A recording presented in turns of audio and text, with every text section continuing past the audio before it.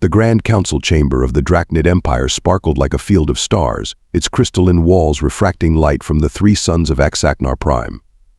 Admiral Kex'thor stood at attention, his scaled skin shifting from deep purple to an anxious blue as he watched the council members file in. Their ceremonial robes, adorned with precious metals and bioluminescent threads, created a hypnotic display that would have impressed any lesser species. "This is ridiculous," High Counselor Kex'thor's voice boomed across the chamber, her head crests flaring with irritation. "We're wasting valuable time discussing these primates." She spat the last word, as if it left a bad taste in her mouth. Admiral Kex'thor suppressed a sigh.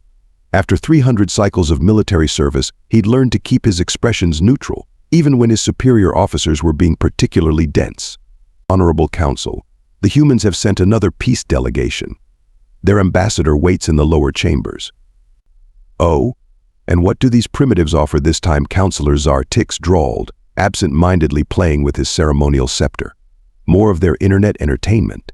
Perhaps another sampling of their crude music." Laughter rippled through the chamber. Admiral Kex'thor's scales flickered briefly to red before settling back to their diplomatic purple. "They offer technology sharing," Honored One. "Their advances in quantum computing are interesting." Interesting. Kex'thor rose from her throne, her massive form towering over the other council members. "We mastered quantum computing when their ancestors were still throwing spears at each other. What could they possibly teach us?"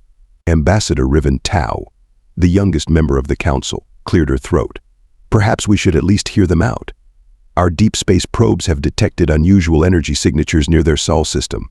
"Energy signatures?" Tix scoffed, his head crests vibrating with mirth. "Probably another of their nuclear accidents. Did you know they still use fission power on some of their colonies? Fission, like hatchlings playing with toys." Admiral Kex'thor flexed his talons, a nervous habit he'd never quite conquered. "The humans have also offered to share their terraforming techniques. They've successfully converted 3 dead worlds to habitable status in the past solar cycle." "Blind luck," Kex'thor declared, waving a dismissive hand. "Or they're lying." "Probably both." She turned to address the full council, her scales shifting to a commanding gold. "Need I remind everyone that merely 50 cycles ago, these humans were still burning fossil fuels? They've barely mastered basic space travel. Their ships are slow, clumsy, and their weapons are primitive at best." "But their rate of advancement," Admiral Kex'thor began. "Is meaningless." Kex'thor slammed her scepter against the floor, sending crystalline chimes echoing through the chamber. "They're children playing at being a spacefaring race. Their peace offering is nothing more than a transparent attempt to buy time while they desperately try to catch up to real civilizations." Riven Tao's scales shifted to a worried green. "The analysis suggests their technological growth is exponential. If we wait another 50 cycles, we won't." Kex'thor cut her off. "I've made my decision. Admiral Kex'thor, dismiss the human delegation. Tell them the Draknid Empire has no interest in their primitive attempts at diplomacy." "And what of their warning?" Kex'thor asked carefully.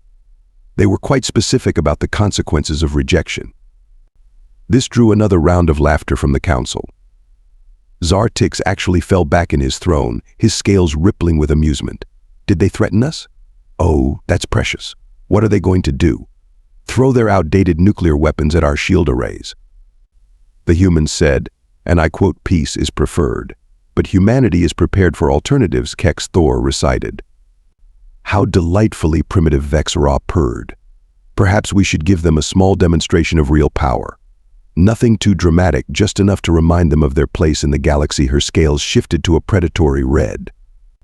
"Admiral, prepare a battle group. We'll target one of their outer colonies, something small, insignificant, a reminder that they're dealing with their betters." Admiral Kex'thor's scales went pale. "Honored One, I must protest. Direct military action against." "Are you questioning a direct order?" Admiral Kex'thor's voice dropped to a dangerous whisper. Kex'thor straightened his spine. "No, Honored One. I will prepare the battle group immediately." He turned to leave, then paused. "And the human ambassador?" "Tell them we decline their generous offer," Kex'thor said, her voice dripping with sarcasm. "And do remind them that the Draknid Empire has ruled this sector for 10,000 cycles. We were ancient when their species first crawled out of the oceans." She settled back on her throne. It's time they learned their place in the natural order of things. As Admiral Kex'thor left the chamber, he couldn't shake the feeling that the council was making a terrible mistake. Something about the human ambassador's calm demeanor, that knowing look in their eyes when they delivered their warning. But orders were orders. The humans would learn their lesson, and the natural order would be maintained. Or so they thought. Admiral Kex'thor stood on the bridge of the dreadnought Star Render, watching as his battle group dropped out of hyperspace near the human colony of Nueva Terra. 5 capital ships, 15 destroyers, and 30 support vessels, massive overkill for what was supposed to be a simple show of force. But something felt wrong. The human defense platforms were dark, their satellites seemingly powered down. Too easy. Status report, he commanded, his scales shifting nervously between purple and gray.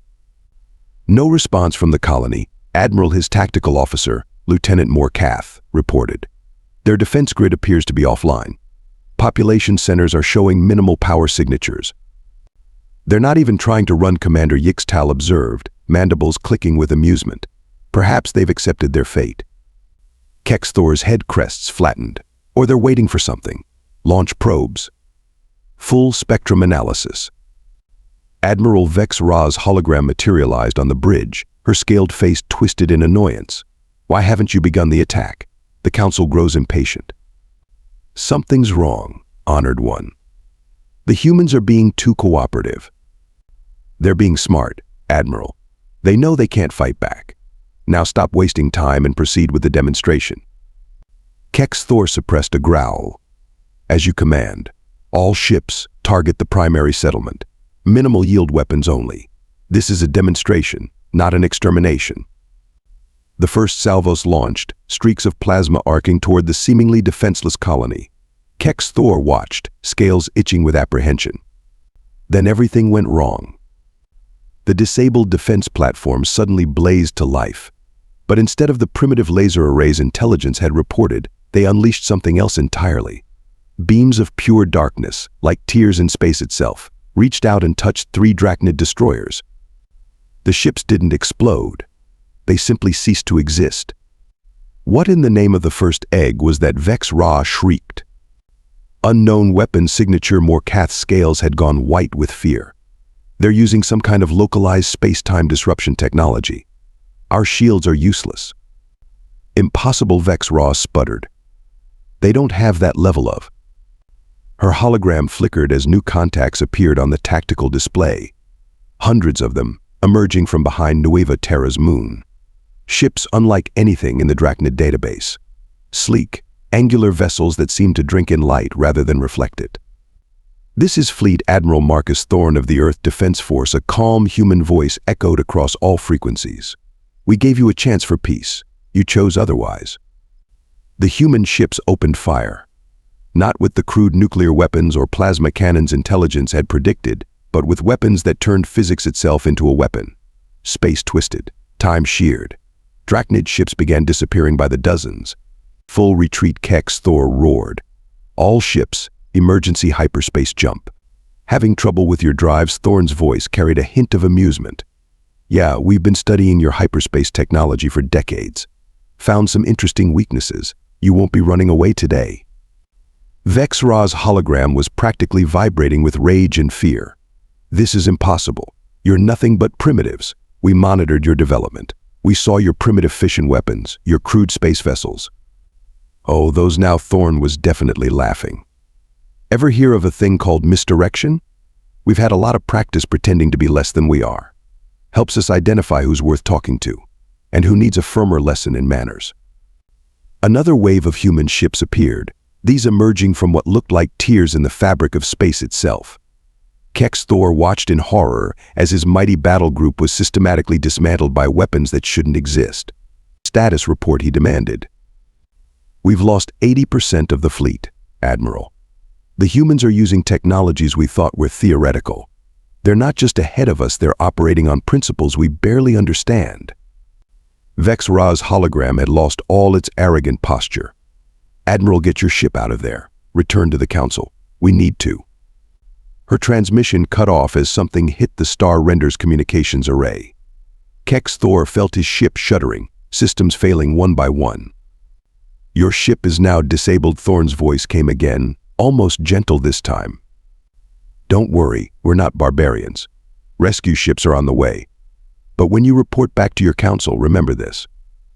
What you just witnessed was approximately 1% of humanity's actual military capability. We strongly suggest you reconsider our peace offer. The terms may be somewhat less favorable this time." As his bridge crew stared in shocked silence at the approaching human vessels, Kex'thor realized that the Draknid Empire had made more than a simple tactical error. They had committed the ultimate sin of any military power. They had started a war without understanding their enemy. Admiral Kex'thor sat in the holding cell of the human vessel Prometheus, watching the ship's quantum display screens with a mixture of horror and fascination. The humans hadn't imprisoned him, quite the opposite. They'd given him a front-row seat to witness their response to the Draknid attack. "Quite a show, isn't it?" Commander Isabella Rodriguez stood at the entrance, her dark eyes reflecting the light of the displays. She wasn't what Kex'thor had expected. No military swagger, no threatening posture. Just calm confidence wrapped in a crisp blue uniform. These feeds. Their live Kex'thor's scales shifted to a pale blue of disbelief.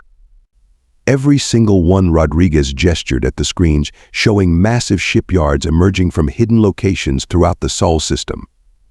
"You're watching the awakening of humanity's true military might. Those dummy ships and stations you've been monitoring for decades? Props. Theater. The real show's been happening in pocket dimensions and quantum bubbles." The screens showed fleets of advanced warships dropping their camouflage fields. Massive space stations phasing into normal space from whatever dimensional pocket they'd been hiding in. Entire armies of mechanical constructs that defied physics as the Draknid Empire understood it. But how Kex'thor's voice was barely a whisper. "Our deep space probes saw exactly what we wanted them to see." Fleet Admiral Thorne stepped into the room, his weathered face serious. "You know what humanity's greatest strength is, Admiral? Not our technology, not our weapons. It's our paranoia." Rodriguez nodded. "We looked up at the stars and asked ourselves, what if we're not alone? What if what's out there isn't friendly? So we prepared, we built, we hid. For every piece of technology we showed the galaxy, we kept 3 more hidden away. Your quantum computing advances," Kex'thor began, "are about 50 years behind what we actually have." Thorne finished. "Those terraforming techniques we offered to share? The primitive ones. We've got whole planets hidden in pocket dimensions, Admiral. Backup Earths, just in case." The screen showed more vessels emerging. Ships that bent light around them, ships that phased through solid matter, ships that seemed to exist in multiple dimensions at once. And behind them all, something massive was taking shape. By the first egg, Kex'thor breathed. "What is that?" That Rodriguez smiled. "That's the Sol system defense grid coming online. We built it using quantum entanglement and dark energy manipulation. Your Empire's sensors registered it as background radiation." The grid was beautiful and terrifying. A lattice of energy and matter that encompassed the entire solar system, powered by what appeared to be an artificial star. "We call it the Aegis," Thorne said quietly. "Never thought we'd have to power it up. Hoped we wouldn't. But your council made their choice." New alerts flashed across the screens.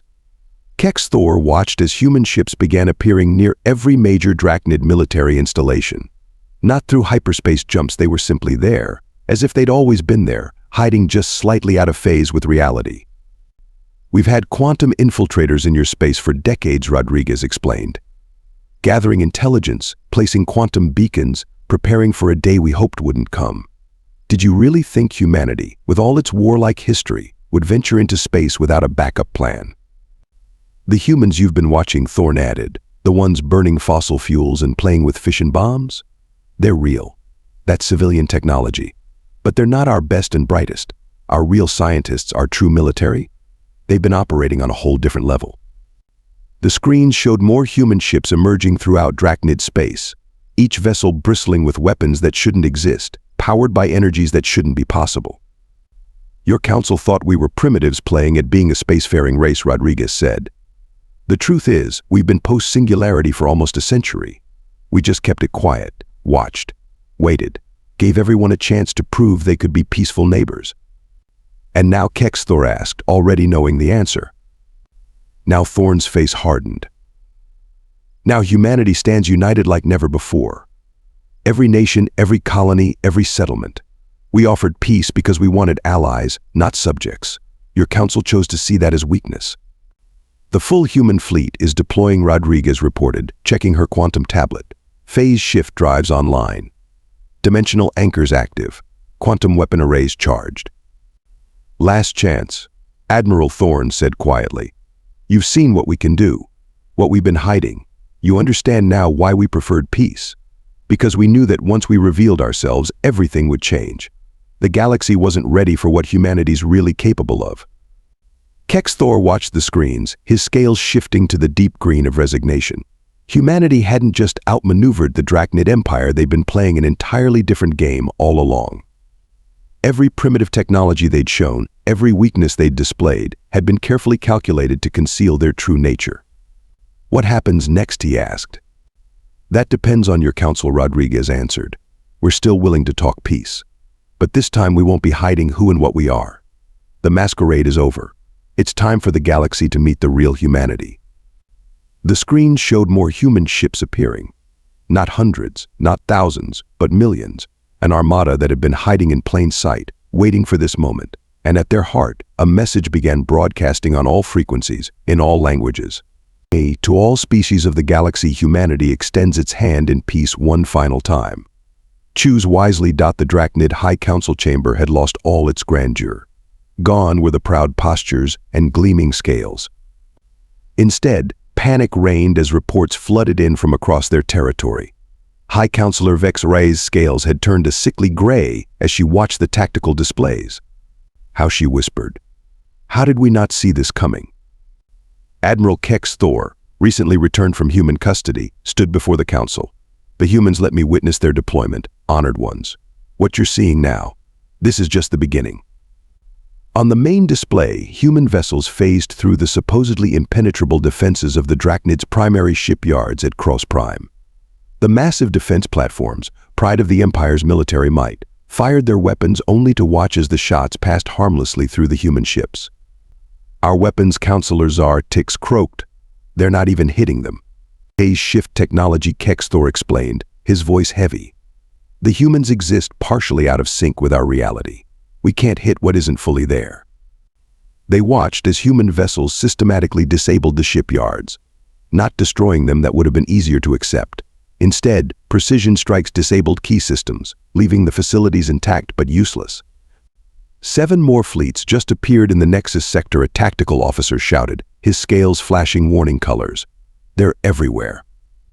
Across Draknid space, the story repeated itself. Human ships appeared from nowhere, bypassing defensive grids, neutralizing military assets with surgical precision. Their weapons bent space itself, creating localized time distortions that left Draknid ships frozen in temporal bubbles. Commander Rodriguez sends her regards, a human voice announced over their supposedly secure channels. The tactical display showed a new vessel approaching, a massive carrier that seemed to ripple and shift, as if it couldn't decide which dimension it wanted to exist in. Multiple quantum signatures detected, the tactical officer screamed. They're deploying something. The carrier released what looked like clouds of metallic dust. As the council watched in horror, the dust assembled itself into thousands of autonomous combat units. Each one no bigger than a Draknid fighter, but moving with impossible speed and precision. Quantum entangled swarm units, Kex'thor identified them. The humans showed me these. They're controlled by artificial intelligences that operate outside normal space-time. They don't just predict where you'll be, they know where you've been, where you are, and where you're going, all at once. The swarms descended on the Draknid defense fleet. Ships that had proudly served the Empire for centuries were disabled in seconds, their crews left unharmed, but their vessels reduced to drifting hulks. Attention, Draknid Empire fleet, Admiral Thorne's voice echoed through the chamber. Your primary military assets have been neutralized. Your shipyards are disabled. Your defense grids are offline. We'll give you a moment to process this. Vex Ra's scales shifted between fear and rage. This is impossible. We are the Draknid Empire. We have ruled this sector for 10,000 cycles. And now you don't, Rodriguez's voice joined in. Don't worry, we're not interested in ruling your empire. We just want to make sure you understand the new reality. As if to emphasize the point, New contacts appeared on the tactical display.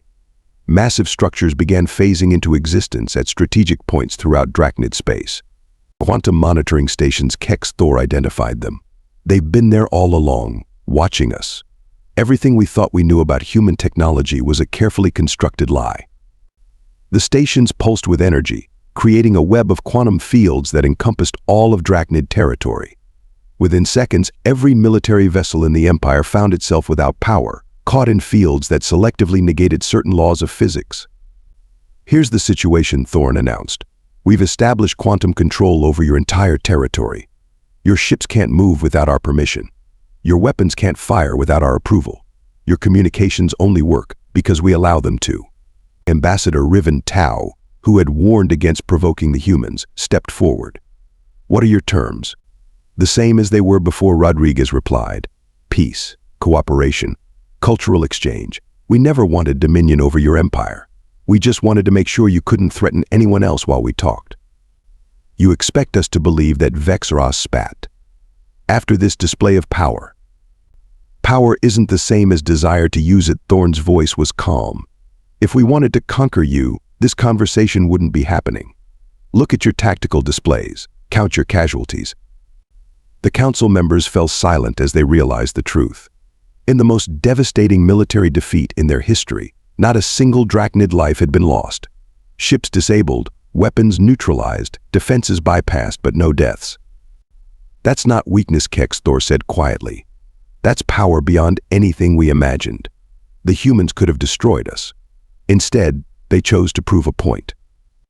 The quantum monitoring stations pulsed again, and suddenly the Draknid ships had power again.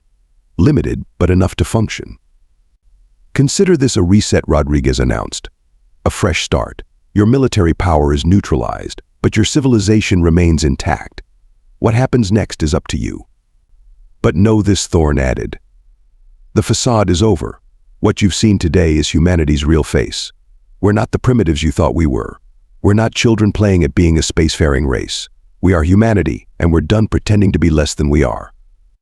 In the silence that followed, the council members looked at each other, their scales shifting through colors of fear, confusion, and finally, understanding. They had wanted to teach humanity its place in the galaxy. Instead, humanity had taught them a lesson they would never forget. Admiral Kex'thor stood before the emergency session of the Draknid High Council, his scales shifting between colors of distress as he delivered his report.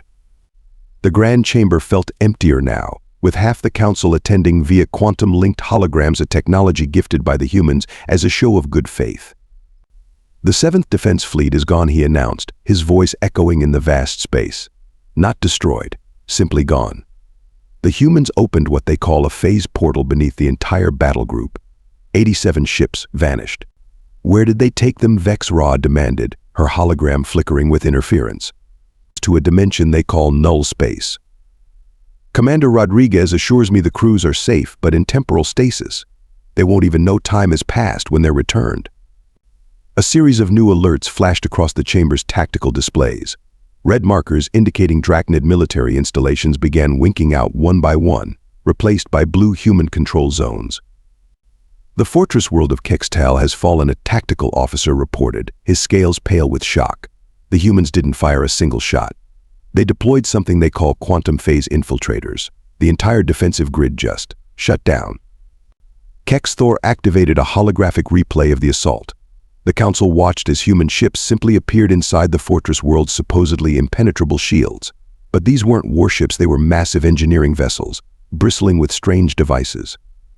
"They're not destroying our fortresses," he explained. "They're rebuilding them, upgrading them.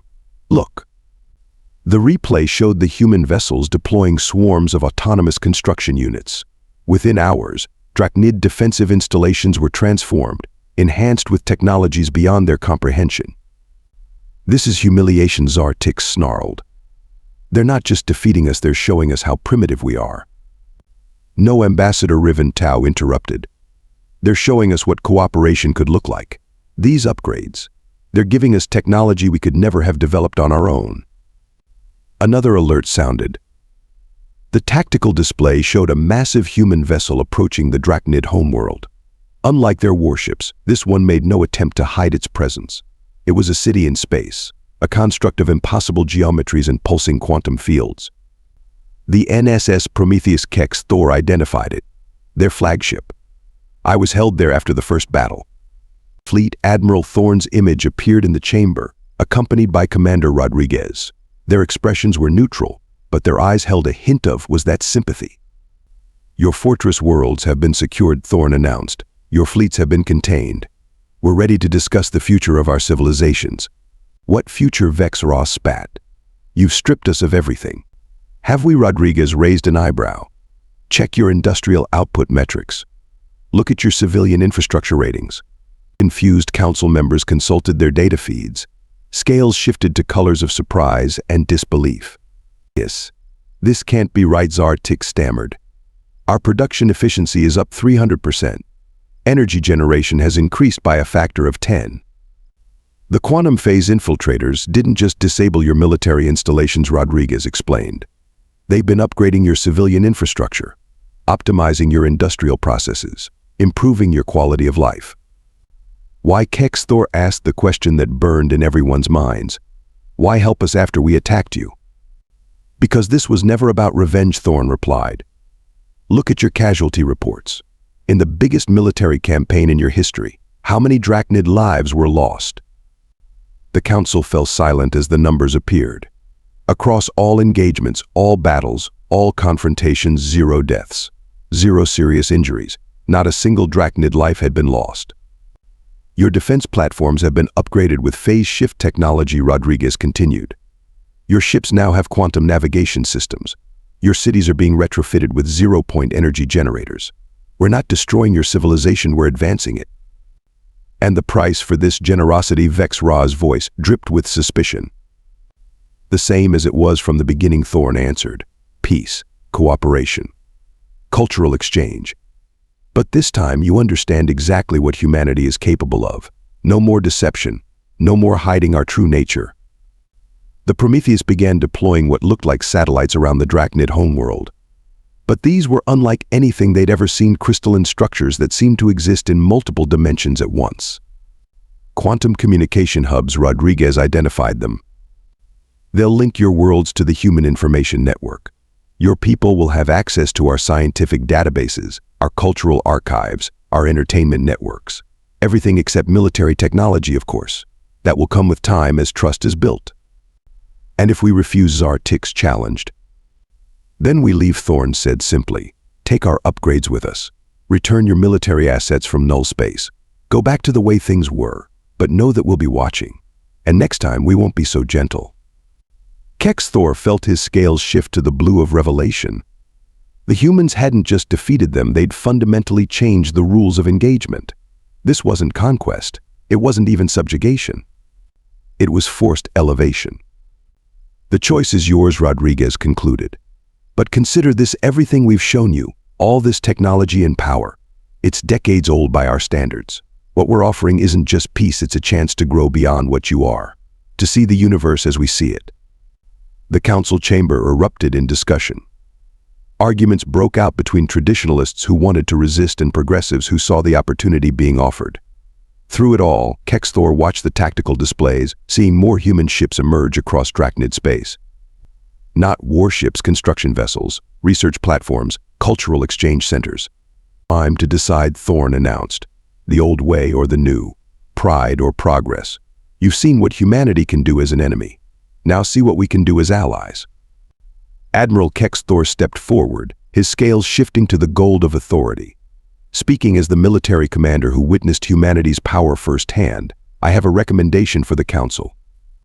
All eyes turned to him. The admiral who had led the disastrous first strike, who had seen both humanity's might and mercy, who understood better than anyone what they truly faced. "The humans didn't break us," he said quietly. "They gave us a gift. They showed us that everything we thought we knew about the universe was just the beginning. We can cling to our pride, or we can learn from those who have seen further than we ever dreamed possible." The council chamber fell silent, waiting for his final words. Admiral Kex'thor watched the sunrise over the Draknid capital city, its crystalline spires now interwoven with human quantum technology. The sky sparkled with new constellations, orbital platforms, and defense stations that served as constant reminders of how everything had changed. "The Council is ready for you," Admiral Ambassador Riven Tao announced, her scales shimmering with anticipation. "The human delegation has arrived." The Grand Council chamber had been transformed. Gone were the gaudy displays of imperial might, replaced by sophisticated quantum interfaces and holographic displays that linked their world to the vast human information network. Commander Rodriguez and Fleet Admiral Thorne stood at the center, their presence somehow more commanding than any Draknid display of power had ever been.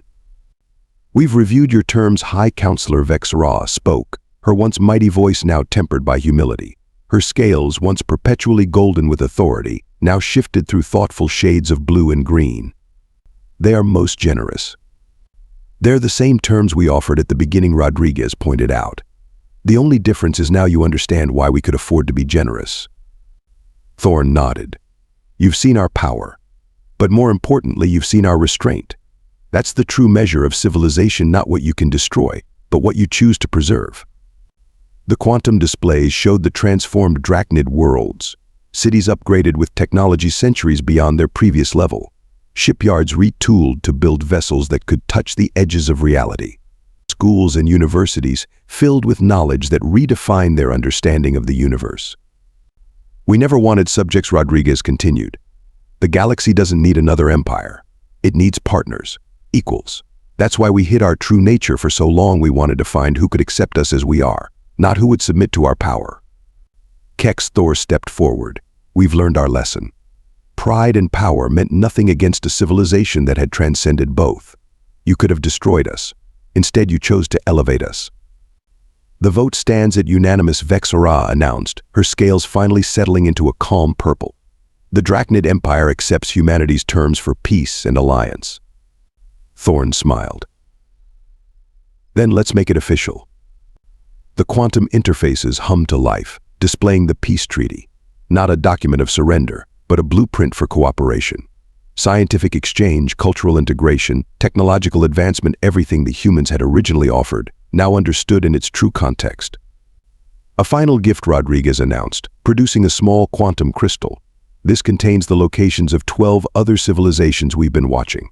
Some are more advanced than you were, some less. All of them need to learn the same lesson you have." "You want us to help teach them?" Riven Tao asked, scales flickering with surprise. "We want you to help them grow," Thorne corrected. "Show them what's possible when pride gives way to progress, when war gives way to wisdom." As the treaty was signed, Kex'thor reflected on how completely they had misjudged humanity. They had seen primitives playing with toys when they should have seen masters of reality choosing to play gently. They had mistaken patience for weakness, restraint for limitation, and wisdom for naivety. "The galaxy's about to change," Rodriguez said, looking out over the transformed city. "More species will join the quantum network. More civilizations will face the choice you faced. Some will choose poorly, as you did at first. Others will choose wisely." "And humanity?" Kex'thor asked. "What do you choose?" Thorne's eyes twinkled. "We choose to hope that next time we make first contact, we won't have to hide who we are. That someday we'll find a civilization wise enough to accept the hand of peace when it's first offered." The sun set on the Draknid capital, its light playing through quantum fields and phase-shifted reality. Their empire hadn't fallen, it had been transformed, and in that transformation lay a lesson for all who would come after. Never mistake kindness for weakness, for the most powerful force in the galaxy might just be the one that never wanted to use its power at all.